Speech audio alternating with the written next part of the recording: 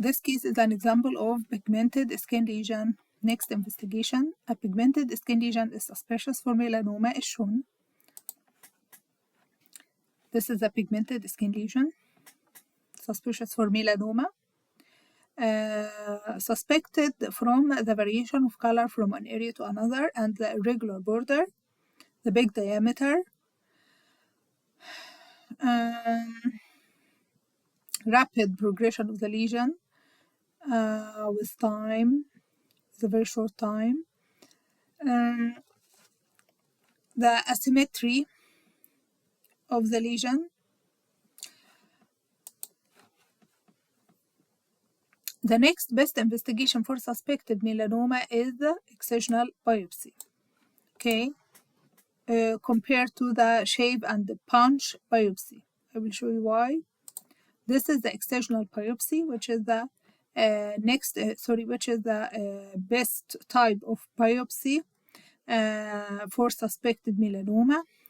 This is the melanoma or the skin lesion, and this is the incisional line. We take a safety margin of normal skin, of adjacent normal skin around the lesion, and also we take normal skin from below the lesion. So in excisional biopsy, we take normal skin from around and from below the lesion. That's why this is the best type of biopsy for suspected melanoma. This is the punch biopsy. We don't take normal skin area. We don't take normal skin from around the lesion. We take biopsy from the surface of the lesion only, and we also take normal skin from below the lesion, not from around the lesion. This is the shave biopsy. Okay, it's like shaving of the lesion, the superficial part of the lesion, and this is not the best biopsy type for melanoma. So complete excisional biopsy with narrow margin is the gold standard for suspected melanoma. Excisional biopsy for suspected melanoma. Shave or punch biopsy, inaccurate. CT is for staging after diagnosis. This is very important. CT scan is used for staging after diagnosis. So if the excisional biopsy confirmed malignant melanoma, then CT staging of the chest, abdomen, and the pelvis, okay? CT staging of the chest, abdomen, and the pelvis is recommended to stage the melanoma, for staging of the melanoma before treatment. So I will show you. This case is an example of malignant melanoma, metastases to the brain. That's why CT staging is important. These are selected and enhanced CT images of the brain of an adult. These are unenhanced, okay? There are multiple well-defined high attenuation lesions predominantly located at the gray-white matter junctions. Multiple bilateral high attenuation. That's why I said that these lesions, these axial cuts are from non-enhanced CT scan. Why? Because the high attenuation metastasis, okay, is most likely to be hemorrhagic metastasis. Melanoma metastasis is most likely to be of high attenuation due to hemorrhage. hemorrhagic metastasis. This is a specific criteria for melanoma mets, okay? Melanoma metastasis. So there are well-defined high attenuation lesions predominantly at the gray-white matter junctions. This is another important finding. Why?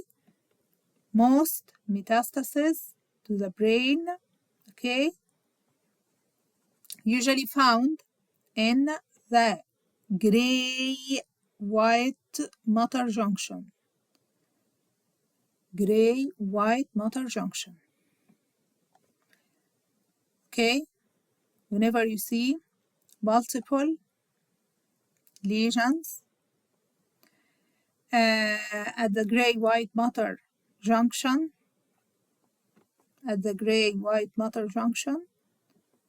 okay, these lesions of high attenuation,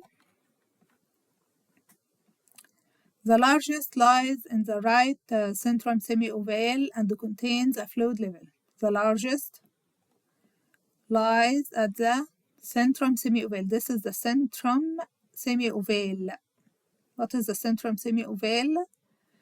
The centrum semi-ovale is the first part of the white matter to be seen from higher cuts. Okay, when you start the axial cuts from the most highest portion of the brain, the first part of the white matter to be seen is the centrum semi-ovale. So the largest lesion is seen in the right centrum semi-ovale with fluid level. Can you see this? Fluid level. This is the hemorrhage and this is the fluid signal. And this is the hemorrhage signal with fluid level. Okay. The largest lies in the right centrum semi-ovale and contains a fluid level. The lesions are surrounded by a moderate amount of vasogenic edema. Another important finding. Metastatic lesion commonly surrounded by a moderate amount of vasogenic edema. Moderate amount of vasogenic edema. Of very low signal. It's not very bad. Of low signal. Edema is seen as low signal on CT scan. So the lesions are surrounded by moderate amount of vasogenic edema seen in the gray-white matter junction, multiple and bilateral and of high attenuation and maybe of fluid level, may show fluid level. There is no significant generalized mass effect or midline shift or hydrocephalus. There is no obvious evidence of trauma. Okay, so this is there is no history of trauma or any evidence of trauma. So these lesions are not intracranial hemorrhage. It's most likely to be hemorrhagic lesion.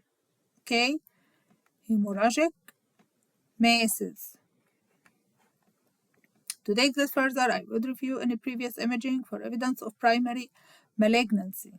Okay, so whenever you see multiple lesions, okay, suspected of metastasis, you need to find the primary. Lesion in any area of the body. That's why we need the staging of the chest, abdomen, and the pelvis. Okay, to look for the primary malignancy. CT staging of the chest, abdomen, and the pelvis to look for the primary malignancy, to identify the primary tumor. And maybe contrast enhanced MRI for further characterization of these lesions. Contrast enhanced MRI. Okay, so this is an example of melanoma metastasis. CT staging of the abdomen is very important if you find malignant melanoma of the skin. Okay, this case, a 30-year-old woman with a history of malignant skin lesion. A history of a malignant skin lesion, malignant melanoma, okay? With abdominal pain. This patient presents with abdominal pain. Okay? This is small bowel intussusception from malignant melanoma. This patient has developed intussusception of the small bowel. Intussusception of the small bowel from malignant melanoma. A single view from small bowel follow through. You know that the small bowel examination with barium is small bowel follow through. A single image from a small bowel follow through showing a filling defect here. Demonstrate a filling defect within the small bowel surrounded by a coiled spring pattern of mucosal folds. The leading edge of the filling defect looks like a mass. Filling defect with the edge of this filling defect looks like a mass. Okay, this is the intussusception. Barium extends into the central portion of the mass, which is this. The barium extends into the central portion of the mass.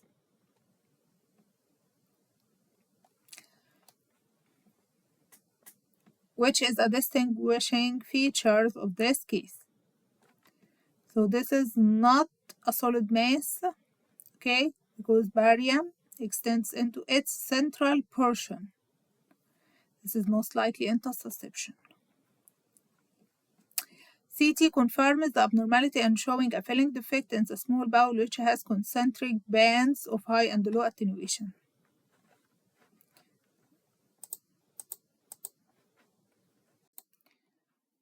So the alternating bands of high and low attenuation. Alternating bands of high and low attenuation is made by the mesenteric fat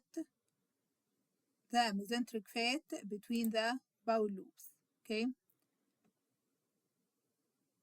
intussuscepted mesenteric fat is compressed here between the bowel loops.